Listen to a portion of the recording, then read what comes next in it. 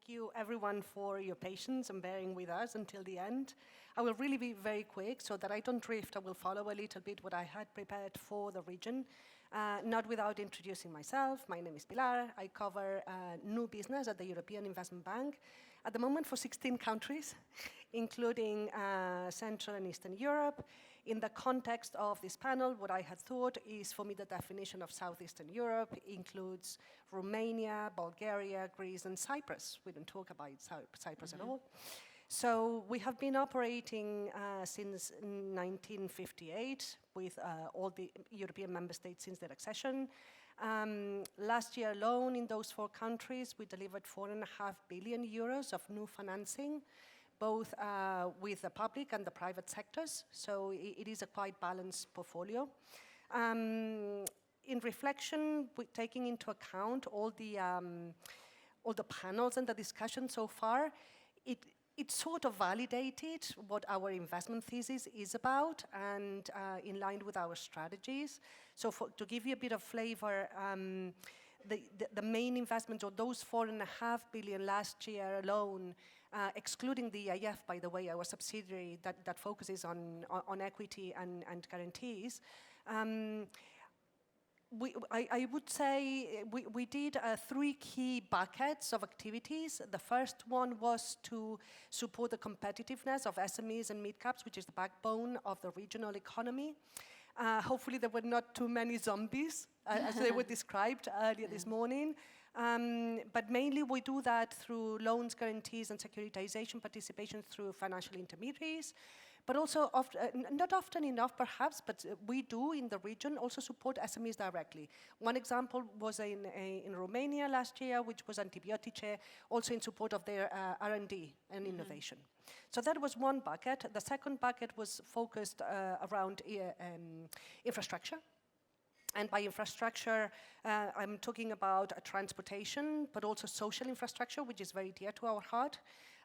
One example was the financing, a very small financing of under 13 million euros for the construction of a children's hospital in Burgas, in Bulgaria.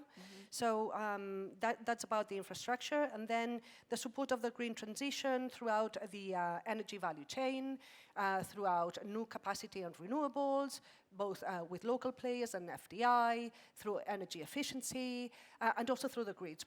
We talked about the grids a bit earlier, and that's something, or a space where we think an investor like the EIB is very well suited to team up with. I also wanted to mention in the energy space, there was something that may be of interest to our audience, which is that we supported the nuclear sector. So this to say, in the energy space, we are truly technology agnostic. We did support Nuclear Electrica for the construction of a very innovative tritium separation facility.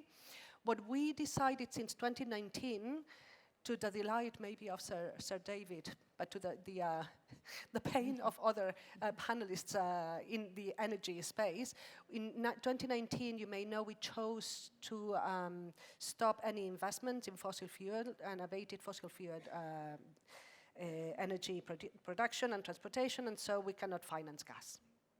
Sorry for that, but that's what it is. So all of this to say, we do a broad intervention across the sectors that we have been discussing.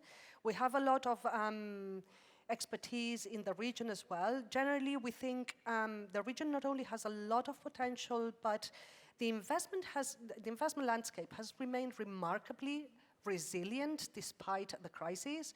Part of it, of course, is thanks to all the policy support that the region has received through cohesion funds, through RRF funds, et cetera, et cetera.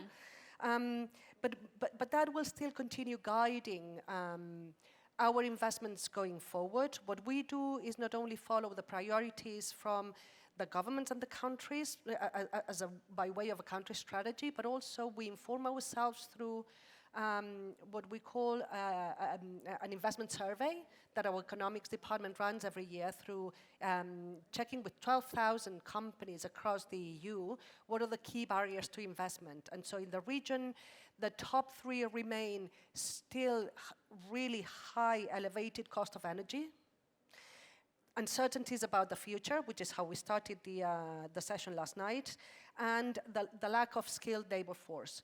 Again, taking all of those into account, that's how we're going to be prioritizing our activities going forward.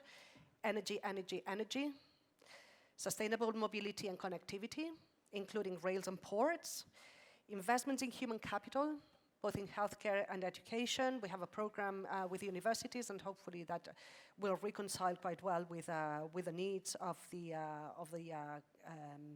region, but also a lot more innovation. We have a healthy pipeline of innovative investments with corporates in the region and SMEs. Hopefully we can do a lot more.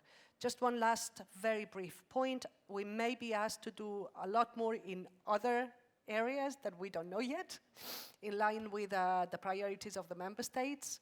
So our strategy will also have to adjust and adapt regarding to the priority policy. And I stop there. Thank you. Thanks very much, Pilar.